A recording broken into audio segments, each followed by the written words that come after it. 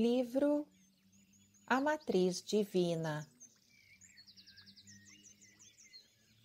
Capítulo 7.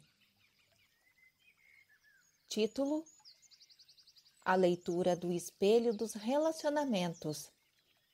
Nossas próprias mensagens.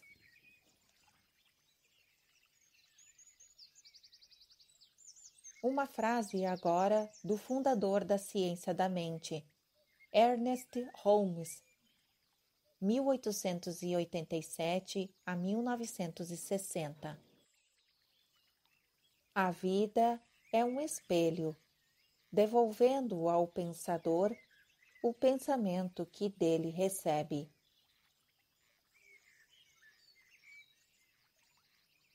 Outra frase agora, palavras de Jesus, escrita por Dídimo Judas Tomé, da biblioteca de Nag Hammadi. O remo está no seu interior e no seu exterior. Nada que esteja oculto deixará de se manifestar. Continuação da narrativa. Além de ser o receptáculo onde se desenrolam nossas experiências, a matriz divina põe à nossa disposição o espelho quântico que nos mostra o resultado das nossas crenças. Os relacionamentos que temos com as outras pessoas nos apresentam os exemplos mais claros do que essas crenças realmente são. Algumas vezes, o reflexo é óbvio e dizemos: certo, então é assim que as coisas funcionam. E outras vezes, eles nos surpreendem refletindo a sutil realidade de um julgamento muito diferente do que nós pensávamos que era o que acreditávamos. Independentemente do que os espelhos nos mostram, é passando o tempo com outras pessoas que elas se tornam acionadoras das emoções e dos sentimentos certos, precisamente no momento adequado da nossa vida, e nos ajudam a curar ferimentos e feridas profundas. Nossos relacionamentos nos mostram alegrias e amores, e nossos medos. Mas como raramente ficamos empacados na alegria, não são as relações meramente agradáveis que geralmente fazem surgir as lições mais profundas da vida. Os relacionamentos são nossa oportunidade de nos vermos de toda maneira imaginável. Nossos companheiros de trabalho, colegas de classe e a pessoa com quem vivemos, todos nos mostram alguma coisa de nós mesmos, desde traições graves, a confiança que neles depositamos, até as tentativas mais desesperadas que fazemos para preencher nosso vazio. Se tivermos a sabedoria de reconhecer as mensagens que nos voltam refletidas da matriz, vamos acabar descobrindo quais as crenças que estão nos fazendo sofrer. Encontramos pessoas que nos dizem que estão fazendo uma pausa em seus relacionamentos ou que nunca terão outro porque a experiência que tiveram no último foi uma penosa. A verdade é que nós sempre estamos nos relacionando com alguém ou com alguma coisa. Ainda que vivêssemos no topo de uma montanha e nunca víssemos outro ser humano, deveríamos interagir com essa montanha e com nós mesmos. Nessas interações veríamos o verdadeiro reflexo de nossas crenças fundamentais. E qual a razão disso? Nossos espelhos no mundo nunca param, estão sempre funcionando. não há escapatória. E os espelhos nunca mentem. Princípio número 19. Nossas verdadeiras crenças são refletidas em nossos relacionamentos mais íntimos. A matriz divina fornece uma superfície neutra que apenas reflete o que projetamos nela. A questão é saber se entendemos ou não sua linguagem. Talvez uma maneira melhor de se perguntar isso seja: reconhecemos as mensagens que mandamos para nós mesmos como se viessem da matriz divina?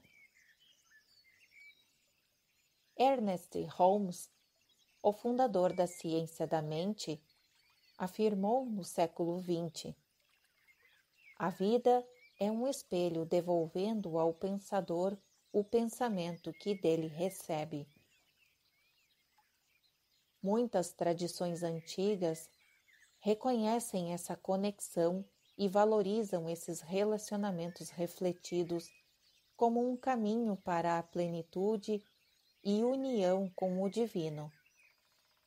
Por exemplo, nos textos coptas, gnósticos e essênios, descobertos em 1945 como parte da biblioteca Nag Hammadi, foram mostrados uma série de espelhos que refletirão os rostos de todos em algum momento da vida. Ainda que possam sempre estar presentes, parece que nós os reconhecemos dentro de uma certa ordem. Nessas tradições espirituais, acredita-se que, enquanto nossos sentimentos dolorosos são curados, nós vamos dominando os padrões que fizeram a dor aparecer.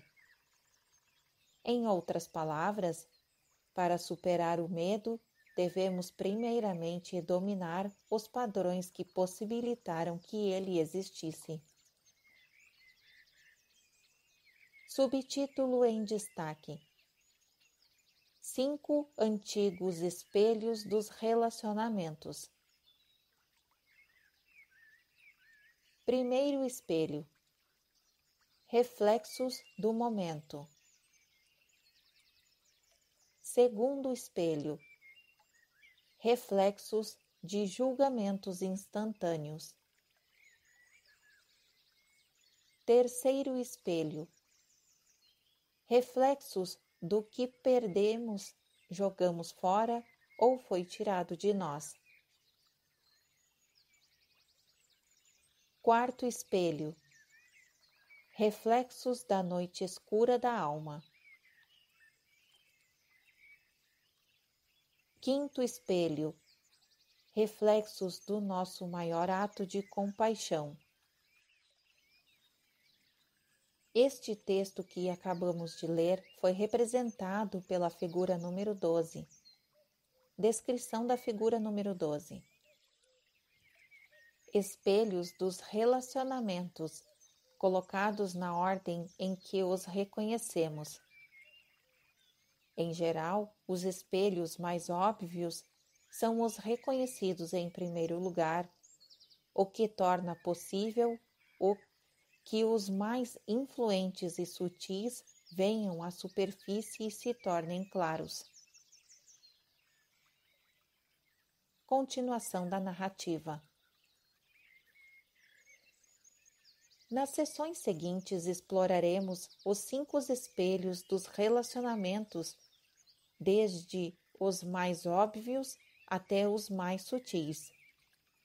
A resolução de cada um em sequência é o equacionamento das variáveis que torna possível a maior das curas no menor dos tempos.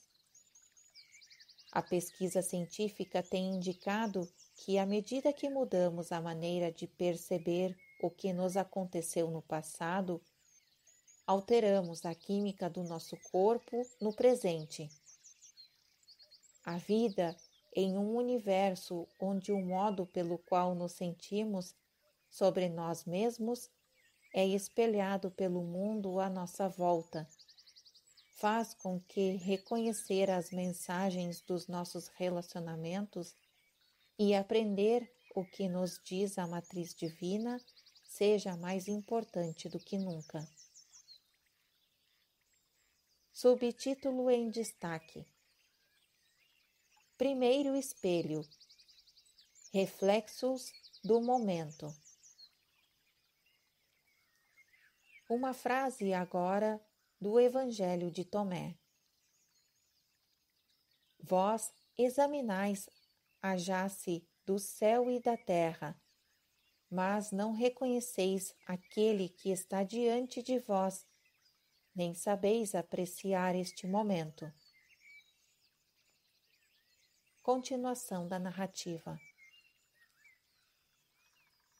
Os animais são grandes espelhos para disparar as emoções sutis que costumamos designar como sendo nossos problemas.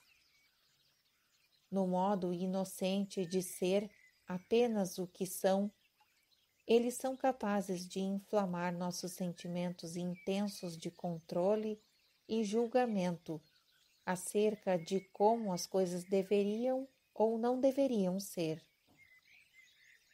Os gatos oferecem um exemplo perfeito. Minha primeira experiência com gatos foi em 1980.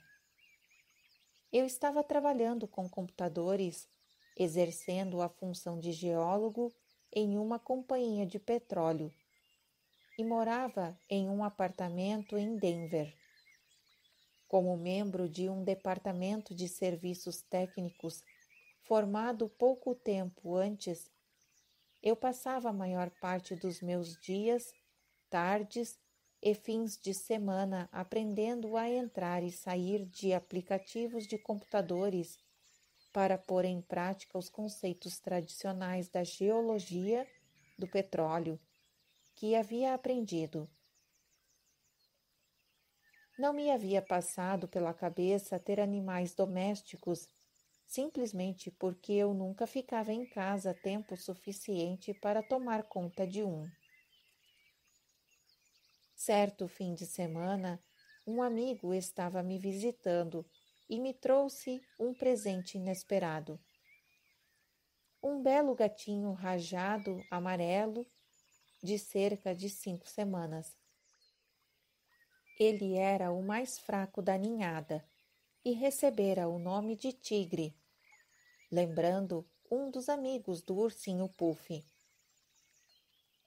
Embora não me fosse permitido ter um animal de estimação no apartamento, fui imediatamente conquistado por Tigre e achei mesmo que a grande presença que ele trazia no seu corpinho representava tal acréscimo à minha vida que eu chegava a sentir a sua falta quando ele não estava presente. Convencendo-me de que só poderia mesmo ser alguma coisa temporária, decidi desobedecer ao regulamento do prédio e conservá-lo comigo. De repente, eu e ele formávamos uma família. Imediatamente treinei meu novo amigo a respeitar certos territórios proibidos dentro de casa. Ensinei que ele devia ficar distante dos estofados, dos aparadores e da parte de cima da geladeira. Acima de tudo, ele não poderia ficar no peitoral da janela para que o mundo o visse enquanto eu estivesse no trabalho. Todos os dias eu chegava em casa e o encontrava dormitando em um dos lugares permitidos. Tudo parecia correr às mil maravilhas no nosso relacionamento. Um dia cheguei do trabalho mais cedo do que o de costume. Quando abri a porta do apartamento, encontrei Tigre acabando de despertar de um profundo sono dos gatos, bem em cima do balcão da cozinha próximo à pia. Decididamente, um lugar claramente fora do combinado como permitido. Ele ficou tão surpreendido ao me ver entrando quanto eu fiquei de encontrá-lo onde ele estava. Imediatamente ele saltou e voltou ao seu lugar na cama e ficou observando, aguardando minha reação. Fiquei curioso. Será que esse tinha sido um incidente isolado ou se tratava de um indício de que acontecia todos os dias quando eu me ausentava? Será que ele conhecia tão bem meus hábitos que sempre procurava estar no lugar certo antes de minha chegada em casa? Nesse dia, resolvi fazer uma experiência.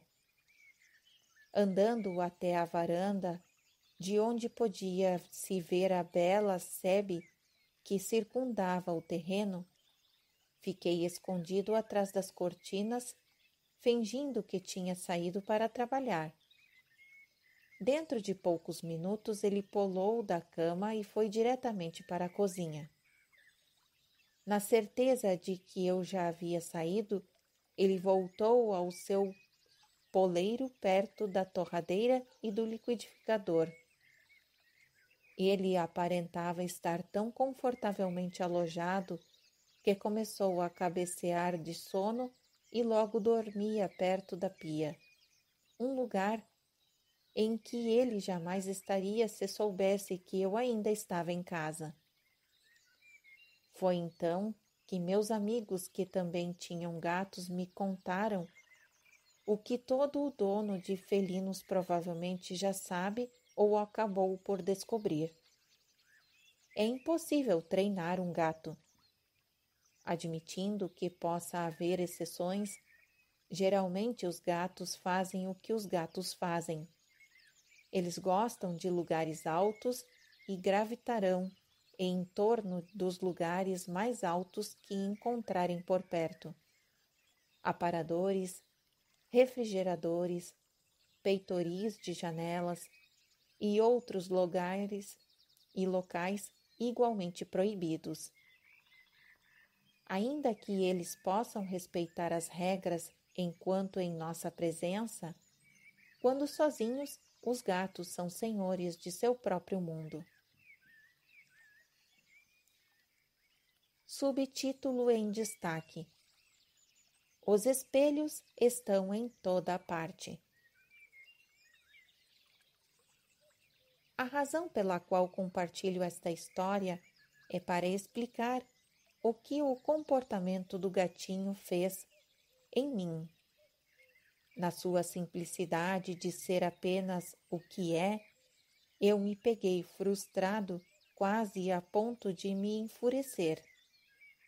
Ele me olharia diretamente nos olhos e eu tinha certeza de que ele sabia precisamente quais eram seus limites. Ainda assim, ele agiu contra o seu treinamento, fez o que arbitrou fazer no momento em que escolheu para fazer. Coincidentemente ou não, na época em que encarei meus desafios com o tigre, experimentei frustrações no meu trabalho. Falando francamente, parece que as pessoas que eu estava supervisionando estavam procedendo comigo exatamente como o tigre. Não seguiam minhas instruções para desenvolver os projetos.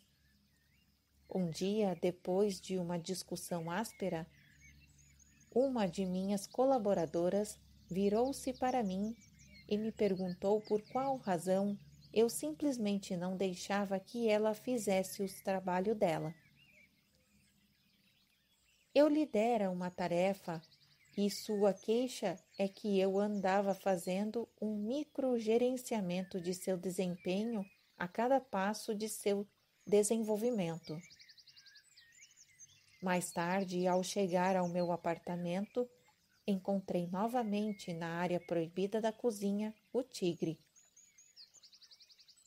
Desta vez, quando me encarou, nem se dignou a sair do lugar. Fiquei furioso. Enquanto eu meditava no sofá sobre o que estava presenciando, notei a semelhança entre o desrespeito do tigre pelas minhas regras e o que sentia quando a mesma atitude era tomada pelos meus colegas de trabalho. As duas experiências semelhantes, ainda que aparentemente não relacionadas entre si, estavam me revelando alguma coisa importante sobre mim mesmo. Meu gato, de um lado, e meus colegas de trabalho, do outro.